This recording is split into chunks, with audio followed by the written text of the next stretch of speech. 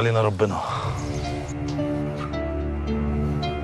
بلغك اللي عمله الباشا بتاعك. كنت عارف انك جايبني عشان كده يا سيدي الناس. يعني بلغك؟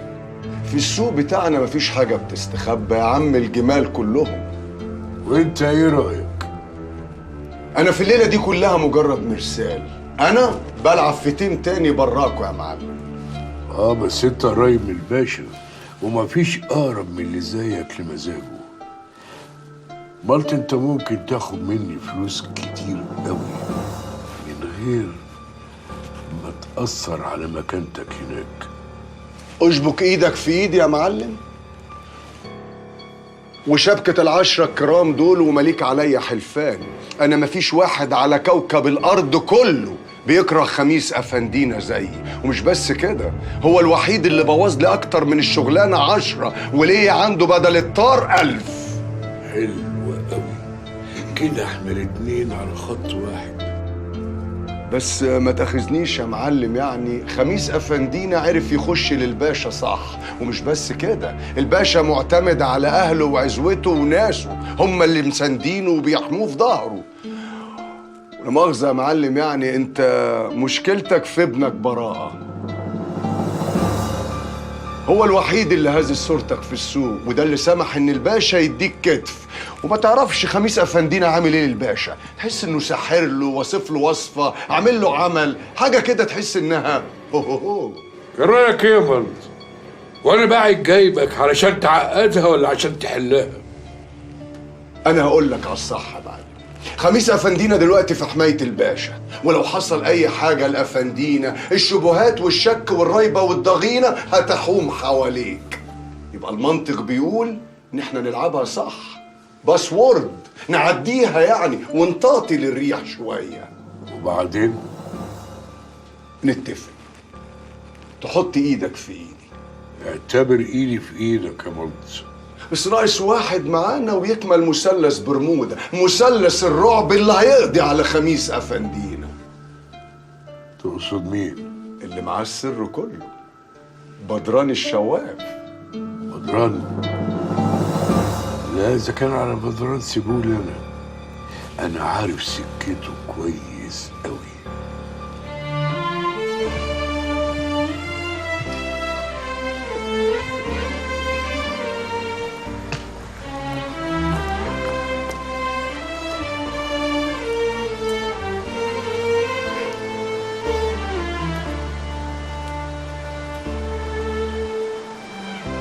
بقول لك يا باشمهندس،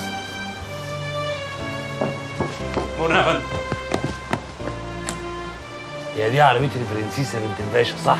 ايه يا فندم؟ صح كده. ايوه. قلت لي اسمك ايه؟ زينهم سعادتك. زينهم.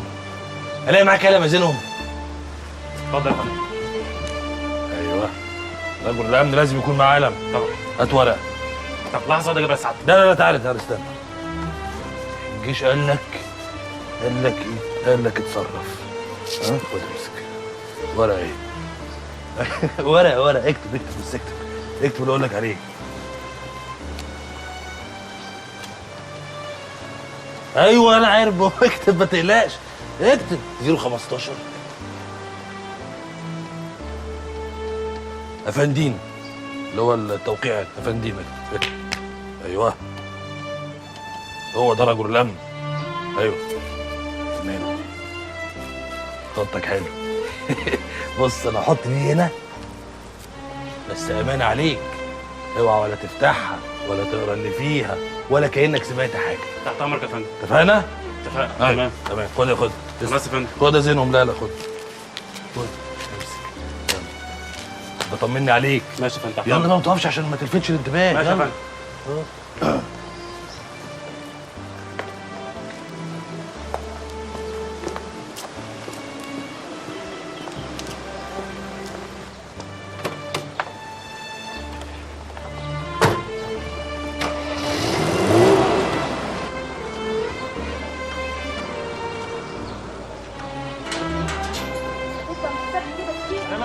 يا باشا سلام. شغل ايه؟ ومن امتى وانت بتشتغل اصلا؟ لؤي خلاص بقى، انا زهقت منك. اعمل اللي يريحك. سلام.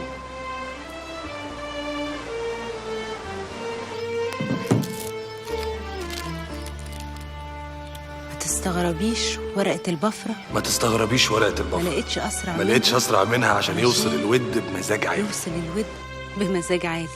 دي نمرتي، لو مزاجك تمام كلميني، ولو مزاجك تمام كلميني، ولو مش تمام ولو مش تمام كلميني برضه. كلميني برضو. أفندينا. أفندينا. انت بتستعبطي يا بنت؟ انت فين كل ده؟ والنبي يا ابله بلف لك على كعوب رجليا، لما كعوب رجليا فقفقت اعمل ايه؟ مش لاقياه. يا سلام، انت هتعمليهم عليا يا بنت؟ دلوقتي بقيتي تلفي وتدخلي عليه ومش لاقياه؟ امال ما كان في جيبك ليل ونهار، هو فين؟ والنعمه الشريفه شحح يا ابله، ده حتى اللي كنت بجيبه ب10 دلوقتي بجيبه ب20، ويا ريت لاقيين. انا مش عارفه الناس اتسرعت على الفلوس كده ليه؟ كفايه، لا ترحمي نفسك. هاتي خلاصي، هو فين الهباء؟ اتفضلي يا ابله. هاتي فلوسك السودة دي، روحي اعملي لي كوبايه قهوه بسرعه. قهوه وشاي وبرشام وسجاير. انا مش عارفه الليله الطويله بتاعتك دي ما بتخلصش يا ابله. بصي يا ابله بقى، انا هعمل لك لقمه ترمي بيها عظمك افيد من كل الكلام ده. ايه قولك بقى؟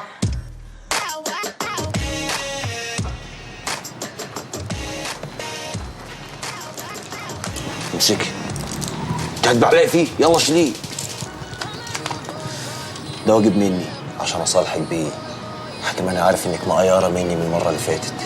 بس ده أقل حاجة تعملها معايا بعد عملتك السودا. يا بنتي ما يبقاش قلبك اسود كده. بقول لك ايه؟ إيه؟ مين الموزه اللي كانت لازقه لك دي؟ فتنة؟ اسمها فتنه؟ دي فتنه قوي، فتنه خالص، فتنه على الاخر. البنت دي سكتها ايه؟ بتحب واحد من صغيرها وبتموت فيه. وايه المشكله يعني؟ ننطر وندوس احنا. انسى، ده باشا ومعلم وجامد آخر حاجة. يا بنت معلم على نفسه، هو في معلمين غيري في البلد دي ولا ايه؟ انا هنا المعلم والباقي كله زباين. قلت لي بقى اسمه ايه الزبون ده؟ اسمه أفندينا. أفندينا؟ يا محاسن الصدف. ما لقيتش غير ورقة البفرة اللي تقول فيها الكلام ده؟ هي أفنديهم. ومالها ورقة البفرة؟ ده حتى في الخير. بس انت جيتي بسرعة قوي. انا قلت يعني هتتقالي شوية تعملي فيها كده، طلعتي واقعة. هتقل أدبك، هقفل السكة ومش هتسمع صوتي تاني. وليه بقى اللون ده؟ هتخليني اغير رأيي فيكي كده. ممكن أعرف إيه معنى الكلام اللي أنت كاتبه ده؟ عربون وصال وفتح سكة محبة وربط كلام. ومش شايف إن الطريقة دي قديمة شوية؟ اصل انا غاوي طرب اصيل. يعني ناوي تغني عليا؟ لا يا حبيبي، ماليش فيه. ايه رأيك في عادة شاعرية قديمة من بتوع زمان؟ مش عارف ليه طالبة معايا اقضيها معاك ابيض واسود. وماله، نقضيها وانت ونصيبك بقى، يا تبقى ابيض يا تبقى اسود. يتوب علينا ربنا. باي.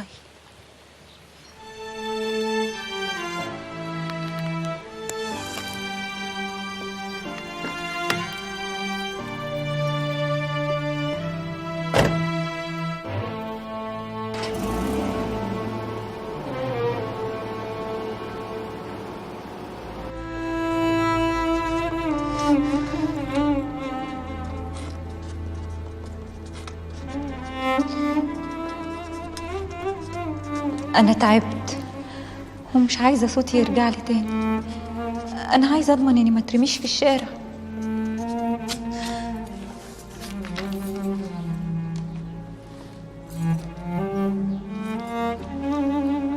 انت بالشكل ده بتهدي كل اللي بنبنيه في علاجك. احنا كل ما نتقدم خطوة نرجع 10. ليه كده بس؟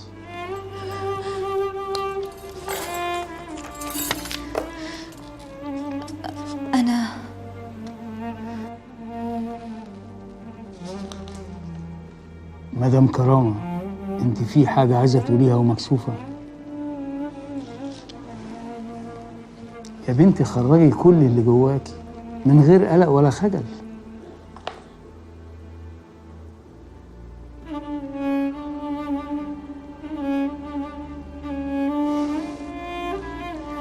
يا بنتي انت ست مكتملة الأنوثة وحلوة كمان.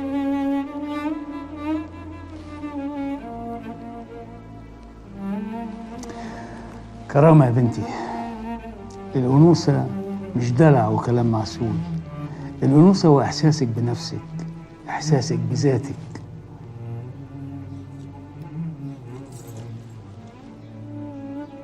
ساعات بيدلعني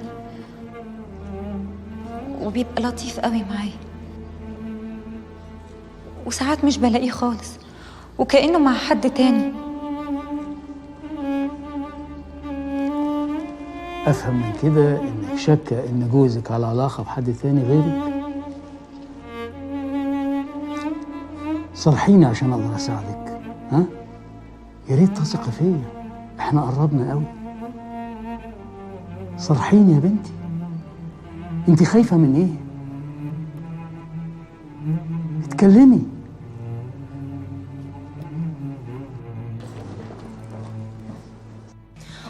ايه ده؟ سعاد كنت فين كل ده؟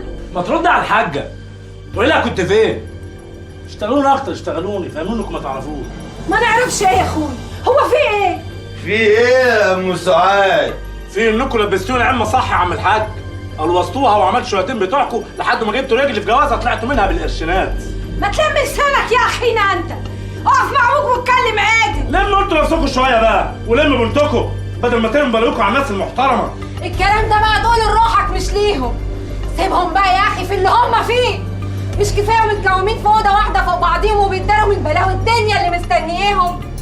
انا كنت عايشه عمري كله وسطيهم وراضيه باللي انا فيه، ويوم ما خرجت ونزلت اشتغلت عندك اول كلمه حلوه سمعتها وقلت خلاص هستحمل هم والقرف اللي انا فيه وهو ده اللي راجل. ويوم ما حبيت تاخد اللي نفسك فيه سبت لك روحي وقلت ده اللي راجل. لكن انت بعتني رخيص قوي، بس انت بعت نفسك ارخص بكتير. انت لا راجل ولا حتى تستحق تبقى ضله. اخرسي! نسيتي نفسك يا بنت ولا ايه؟ نسيت اجيبك منين؟ شمال يا زباله. انت بتدوها ليه؟ ايه اللي حصل؟ يا ام سعاد ريحيني وقولي لي في ايه؟ بدل ما تعمل فيها راجل قوي كده وتمد ايدك عليا، بص لروحك في المرايه وقول الكلمتين دول لنفسك. انت اللي عرفتني السكه الوسخه دي بعد ما رميتني زي الكلبه الجربانه اللي مش لاقيه حتى عظمه تاكل بيها الغلابه دول. انت اللي عرفتني سكه ام ساميه دي. وبعدين هتفرق معاك ايه يعني ان انا ماشيه عادل ولا حتى ماشيه شمال؟ قال لا يا اخي انا محتاجه. انت والجوع بعيدوا عليا لغايه ما بعت اللي اقدر عليه. لكن انت الدنيا ادتك العلام والشغلانه اللي تاكل من وراها اجتهد وحلال، وسبت كل ده ودورتها شمال. ولا نسيت بقى يا متر ان انا كنت بشتغل عندك وعارفه كل اللي فيها يا بتاع العدل والقانون؟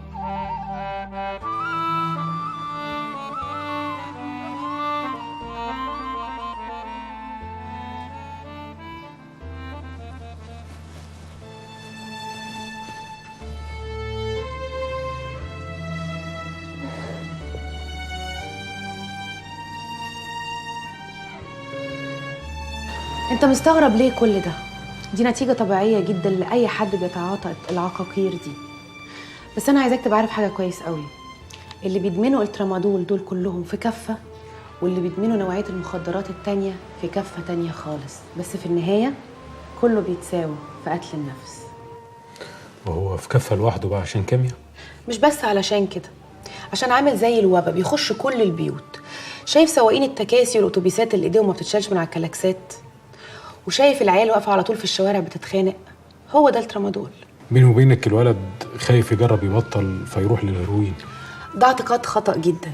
ده لأن الترامادول أسهل إن هو ممكن يخرج من الجسم، خصوصا إن هو مش زي المخدرات التانية ولا زي العادات المميتة اللي في حياتنا، السجاير والشيشة والعادات السلبية اللي بقت على طول حوالينا.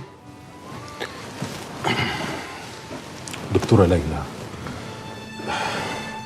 أنا عاوزك تقابلي الولد ده. طبعا يا حضرة الضابط، بس أنا مش فاهماك. أنت ليه مصر إنك تساعده وأنت ما تعرفوش؟ بيني وبينك خايف أوي من الخطر اللي جاي. أنا برضه عندي عيال. طول عمري غاوي سمك، لكن ماليش خلق على صيده. حاكم الصيد ده موهبة من عند ربنا.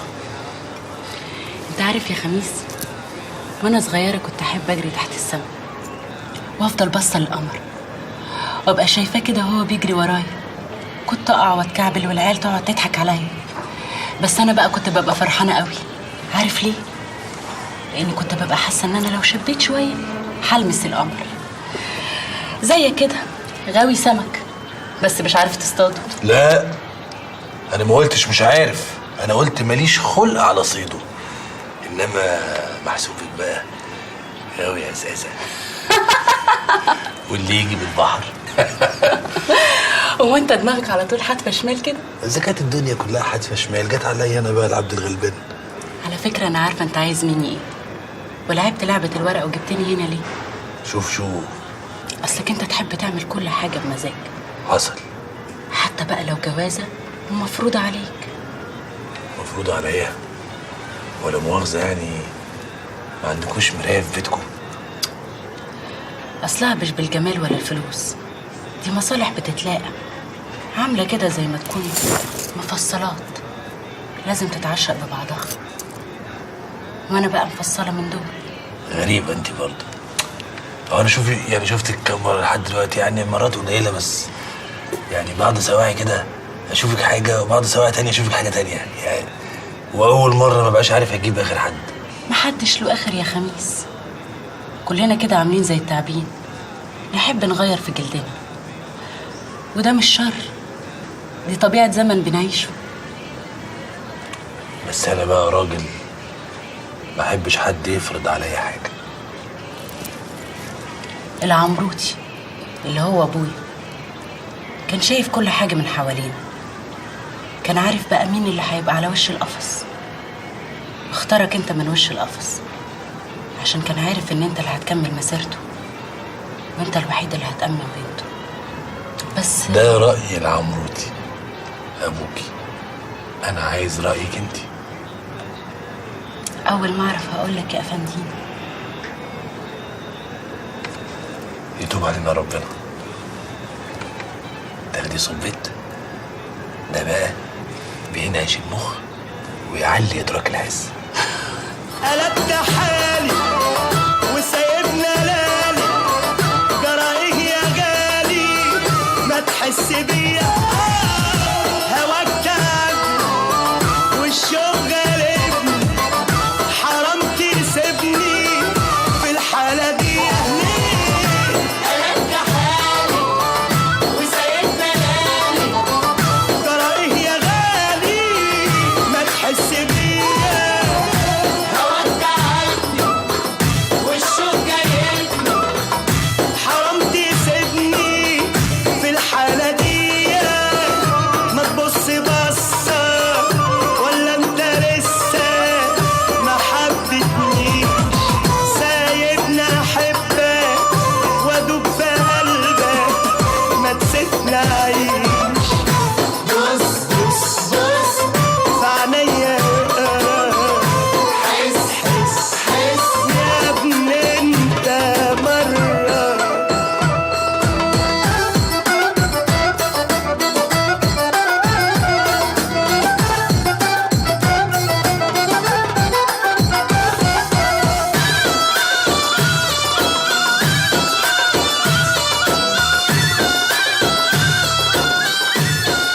صاحبتك راضية على ابن النوح أول ليلة.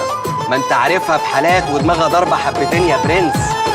عمال تتدلع ومولع قلبي بنظراتك، ما تقولها يا سيدي وبتنطق يا جميل وحياتك. عمال تتدلع ومولع قلبي بنظراتك، ما تقولها يا سيدي وبتنطقها يا جميل وحياتك. كل حاجة بالخيلة. اسمع أمرني. خد خرفوش واتفق معاه على النقطة ونزل له كام رزمة من المكتب خليه يرمي. أوامرك يا برنس. بقول لك أأمر. وبالمرة نزل كام إزازة على الترابيزة. ده ضارب إزازتين لحد دلوقتي لا يتقلب مننا ويموت. جو يا شلبي. أجو يا برنس. ما تحس بيا، هواك تعبني والشوق جايبني، حرام تسيبني في الحالة دي. ما تبص بصة ولا انت لسه ما حسيتنيش، سايبني احبك وادوب في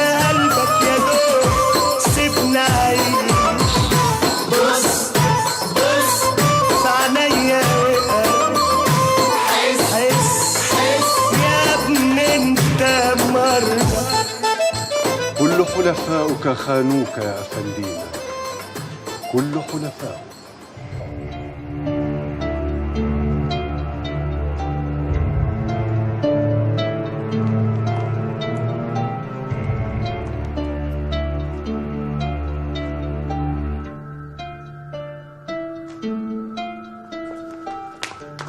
انتي دنيا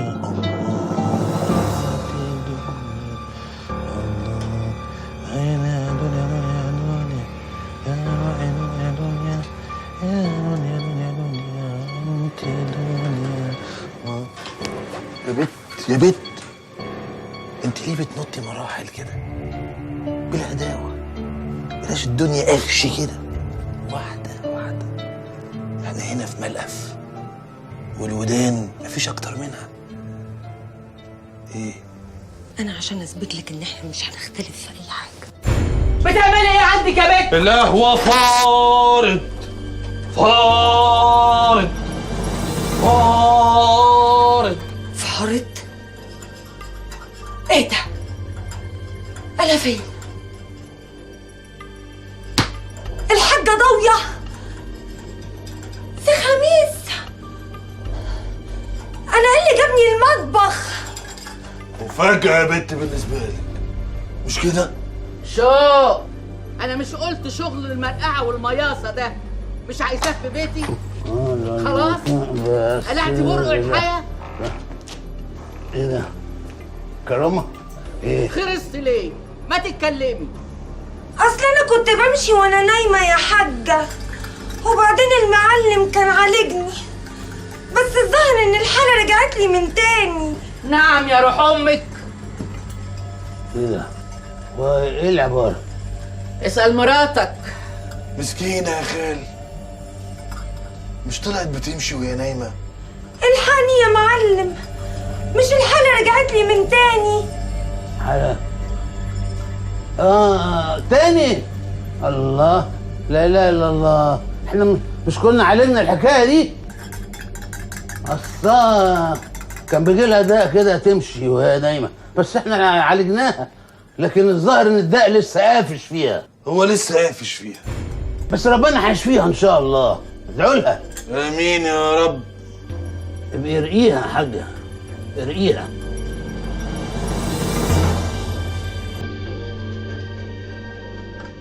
عجبت لك يا زمن. يا مسهل، ايه يا براءة؟ يا ترى جاي كده فاضي ولا عندك اخبار تفرح؟ ابويا يا ستي هيتجوز، بس عامل حفله مزاج عالي قوي.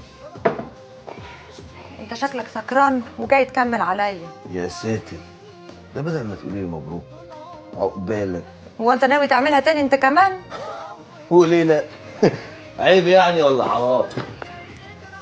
ده انا اعملها تاني وتالت ورابع لو حبيت، مش حق الشرع ده. ده اسمه ايه ده؟ بقول لك ايه، ما تهدى عليا شويه، اوعى مخك يحدفك لحته شمال، لحسن هتلاقي نفسك طاقش في حاره سد. وليه الجو الغني ده؟ مش كنا حلوين مع بعض وقلنا هنبقى جيران ونفتح الجبال على بعضيها؟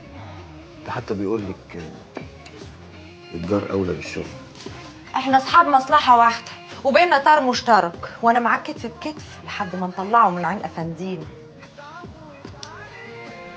ماشي يا روما، يبقى مبروك على ابويا العروسه ومبروك علينا يا فندم. سلامة عقلك من الطيران، اوعى تقول على نفسك كده تاني، ده انت زنت الرجاله ونورتهم كمان. اتكلمي شو؟ يا راجل بالراحه عليا شويه، الخضه مش كويسه للي في سني. وبعدين ما انا بتكلم اهو، هو انا من ساعه ما دخلت الاوضه بطلت كلام؟ شو انجزي، ما تخنقونيش. بنجز هنجز وجايه لك في الكلام، اخصى عليك. هو انا كنت امتى خبيت عنك حاجه؟ اصل انا وانا ماشيه رايحه للمطبخ لقيت اختك وخميس عمالين يتودودوا في الكلام، وبعدين فجأة كده لقيتهم بيقولوا اسمك في وسط الحكاية، فقلت لازم انا اعرف هما بيقولوا عليك ايه. وكانوا بيقولوا ايه؟ ملحقتش، خايبة داخلة اتسحب وقمت متكعبلة وحسوا بيا، بس انت عجبتني قوي انك دخلت معايا في اللعبة، ده انت سلبتني كده من وسطيهم.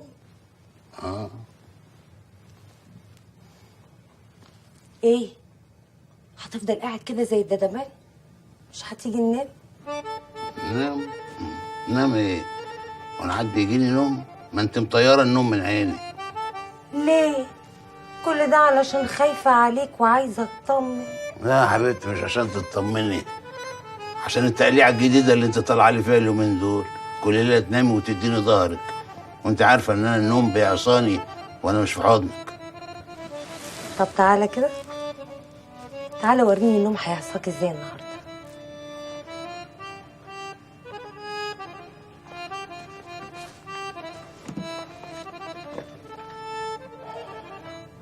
هاتها جمال يا رب.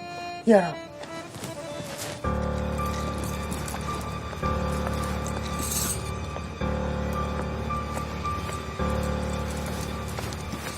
ضربة معلم بصحيح. عيب عليك يا حاج، ده انا ابنك برضه. لا حقيقي المرة دي عجبتني قوي. ايوه كده، خليني احس ان انا مخلف راجل بحقه حقيقي.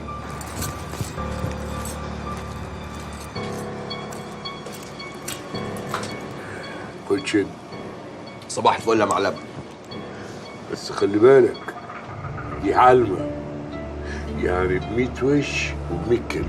على نفسها يا حاج، ده انا براءة النوح.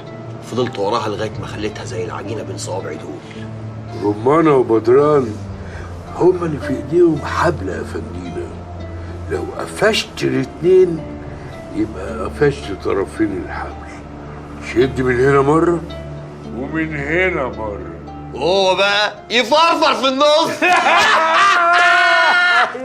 يبقى راكب المرجيحة ومرجحني يا معلم. أيوة. اشتكني يا معلم. هنشقلعها. مش قلت لك ضربة معلم؟ يخرب بيتك، نشفتي دمي. مرة من نفسي انشف لك دمك. يخرب بيتك، اسكتي خالص. تعالي هنا لحد يسمعك، تعالي. انت بنتي بتقلديني ولا ايه؟ شكلك سمعتي حاجة. رمانة. ايه؟